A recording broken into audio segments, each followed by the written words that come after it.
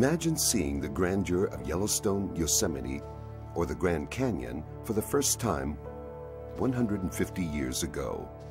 They inspired our young nation to set aside these places for the enjoyment of future generations. It began with Yellowstone, created by Congress in 1872 as a pleasuring ground for the benefit and enjoyment of the people, and they inspire us still today. As President Obama reflected, "I have very fond memories as a kid of traveling to Yellowstone. I believe strongly that our national parks are one of America's most precious treasures, and that we should do all we can to ensure that they are properly maintained and available for all Americans to enjoy." 44 years after our first national park was established, Congress created the National Park Service. Today, this agency protects nearly 400 park units and welcomes nearly 300 million visits annually. Our parks are icons, but our challenge today is to sustain this connection in a very different world, where leisure time and activities are changing drastically.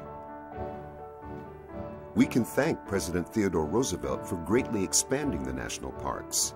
By 1916, 14 national parks had been created, with many providing overnight accommodations and services. Stephen Mather, the National Park Service's first director, added numerous visitor facilities to a growing system, striving for grand, enduring structures compatible with the glory of the parks themselves. His reasoning was clear. Scenery is a hollow enjoyment to the tourist who sets out in the morning after an indigestible breakfast and a fitful night's sleep on an impossible bed. These new parks were partnerships from the start. Railroad companies built many of the new lodges to attract visitors and serve cross-country travelers. And those who came loved what they saw and helped spur the national park's popularity.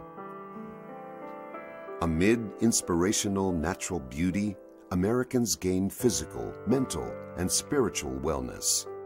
They also find learning adventures in history, science, and the arts. And parks unite us across regional, age, and cultural divides.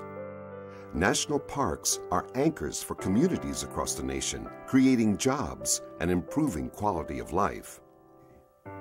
In 2007, visitors spent nearly $12 billion in and around national parks. But many Americans today are not sharing in these experiences. In the last 20 years, our nation's population has grown by 25%, and yet the number of visitors to parks has declined.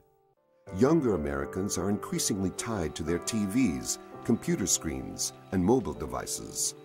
They are plugged in, but tuned out to the world outdoors. Half of these young Americans are overweight and face chronic diseases that threaten shortened lives. All of us involved with parks need to work together to bond the next generation of citizens to the great outdoors. We need to act now, because tomorrow's Americans won't protect what they don't understand and value. The centennial of the National Park Service in 2016 is near, and it provides us with the opportunity to reaffirm the importance of our national parks. Our national parks have faced budget challenges for many years, and will for years to come. Deferred maintenance, restoration of worn-out historic structures, and outreach are all real needs. To ensure that tomorrow's Americans are connected to our parks, we need to tell them about our national parks in new ways, making the parks easier to discover and more attractive to visit.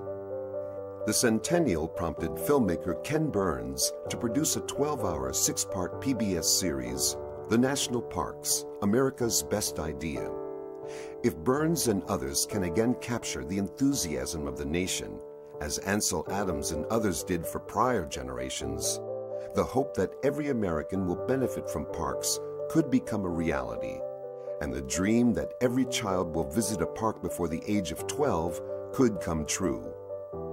It's time for new strategies and expanded partnerships, and national park concessioners are excellent candidates for these tasks. Congressman Mo Udall, another national park visionary, addressed the role of concessioners decades ago, saying, "The parks are not, unless they are otherwise so designated, wilderness areas. They are meant to be seen, enjoyed, and experienced by people.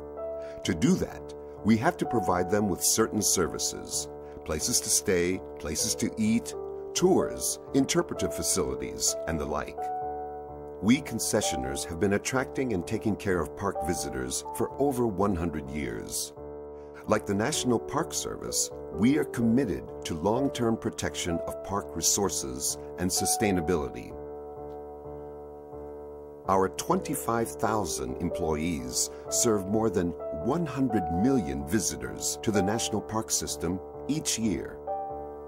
We operate rustic cabins, campgrounds, and legendary lodges. We provide transportation on classic red buses and new technology trams. We offer pack trips into the backcountry, houseboats, food, raft trips, and retail shops. We have invested hundreds of millions of dollars in park facilities and embrace quality service and environmental best practices. It's easy to see why. I'm a concessioner. I treasure my ability to protect the historic structures in Glacier National Park for today and future generations to come.